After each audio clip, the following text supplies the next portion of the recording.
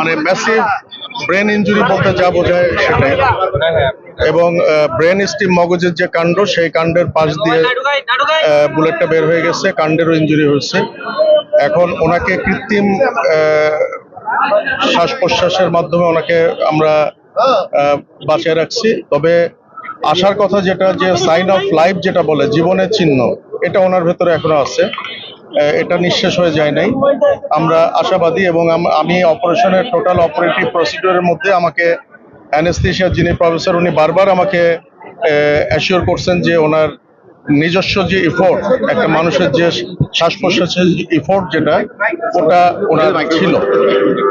কিন্তু উনি প্রথমেই একবার শকে চলে গেছিলেন, আমাদের পার অপারেটিভ উনি একবার শকে চলে গেছেন। এখন আমরা যখন ওনাকে অ্যাম্বুলেন্সে শিফট করব, এই সময় ওনার নাজোফ্যারেঞ্জিয়াল ব্লিডিং, নাক এবং গলা দিয়ে ব্লিডিং শুরু হয়েছে।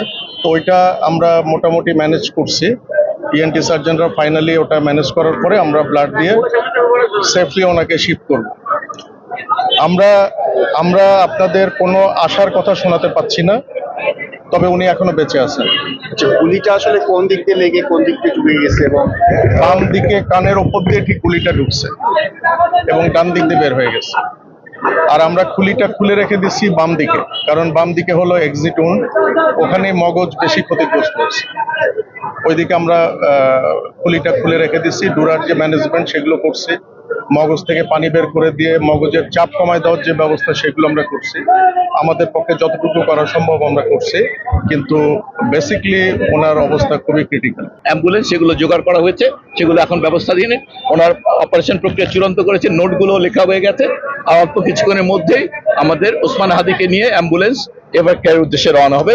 সবার কাছে দোয়া চাইছি, সারা বাংলাদেশের সকল মানুষ ওসমান হাদির জন্য দোয়া করবেন।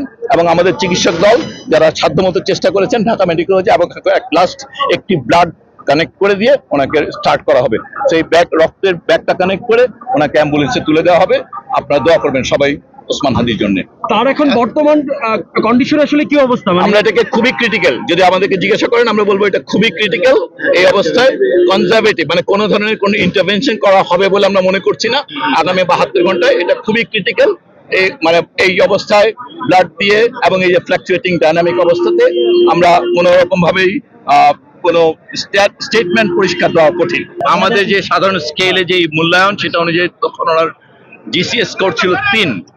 এরপর ওনাকে আমাদের একবার 5টার দিকে কার্ডিয়াক অ্যারেস্ট হয় এবং তারপর আমাদের যেটাকে ওনারা বলেন, এখানে আমাদের নিউরোসার্জন যিনি টিম লিড করেছেন উনি আছেন, উনি আর টেকনিক্যালিটি বলবেন, বাট মূল স্পিরিট যেটা হচ্ছে যে একটা ডিকম্প্রেশন এর জন্য এখানে ইন্ট্রাক্রিনিয়াল প্রেশার অনেক বেড়ে গিয়েছিল, সেটা কমিয়ে রাখার জন্য ওনারা এক অংশে ক্রিনিওটমি করেছেন।